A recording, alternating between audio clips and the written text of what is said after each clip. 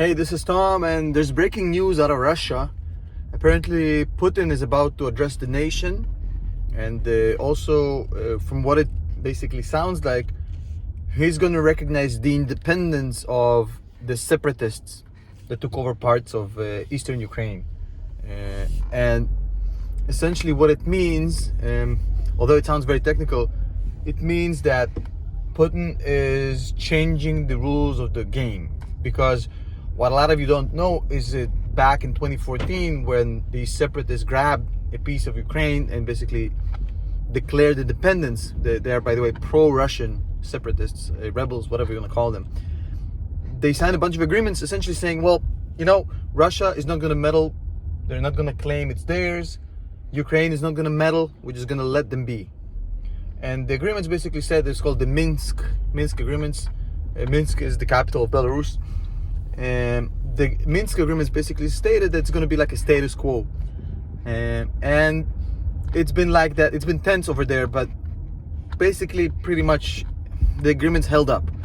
Now, Putin announcing that Russia will recognize the independence of these separatists as a separate country is essentially going to be breaking, it's like the guy coming in and assume you're playing soccer, right? And one guy doesn't like the way it's going, so he's taking the ball and he's kicking it away and he's like walking away off the field. So that's pretty much what he's doing.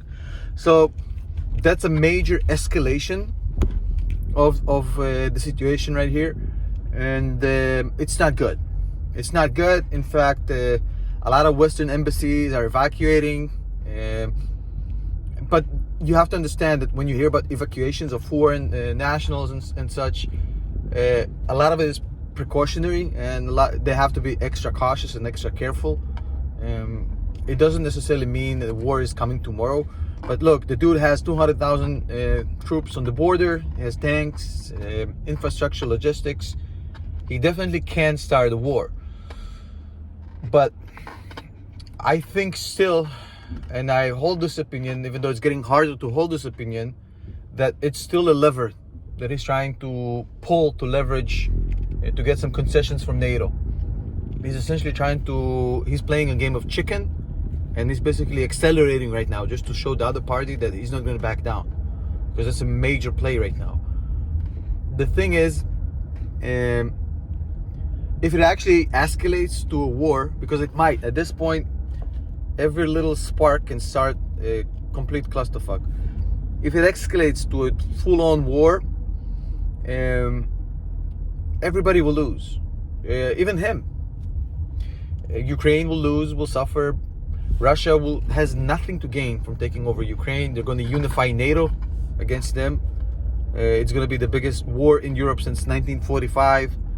Europe is going to diversify gas supplies. Everybody's going to lose. There's going to be gas shortages in Europe, even worse than they are right now in the middle of this winter.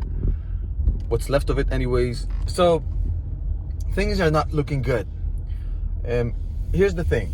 If it actually comes to that, I think that the only thing Putin will gain here is the one thing that's still motivating him, is that reclaiming the lost Russian respect, the Slavic respect that they lost in 1990.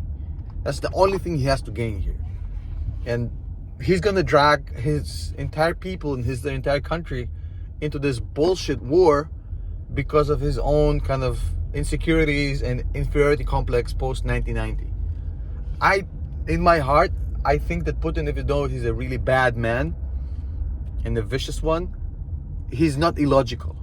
I still think that he would not do something so emotional when there's nothing to be gained here as far as utilitarian approach to this. That's just my opinion on this. I don't think so. I just don't think so.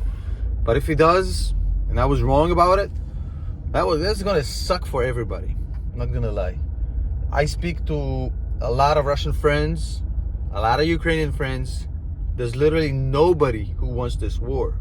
Of course, there's certain idiots on both sides that are basically warmongering, some nationalistic bullshit on both sides. But that's a very small yet vocal minority. 99% of people just want to fucking, go to work, sleep on their fucking bed, watch their TV, feed their family. Nobody wants this fucking Slavic respect nonsense bullshit war. It's complete morality. I just don't understand it. I honestly hope I'm not wrong about this, and this is not gonna happen. Not because of my ego of being right, is because I honestly don't want this bloodshed.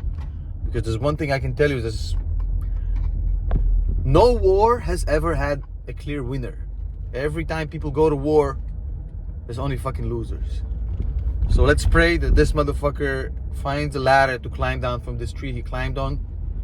Hopefully, this is just a game of chicken and he knows he's not gonna, go all the way with this.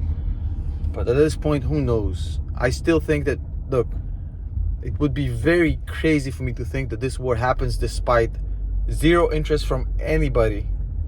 Nothing to be gained here. Nothing, literally. So I'll tell you, if it happens, how it's gonna happen. And of course I pray to God that it's not gonna happen, but here's how the plan will work for Putin. He can't obviously just invade and say, well, I'm just, F you, I'm just gonna do it because I want it. He gotta have an excuse, at least plausible one. It doesn't look completely moronic. So what he's gonna do is he's gonna recognize the independence of the separatists, and as a consequence, they're gonna be able to stage some sort of a false flag attack on them.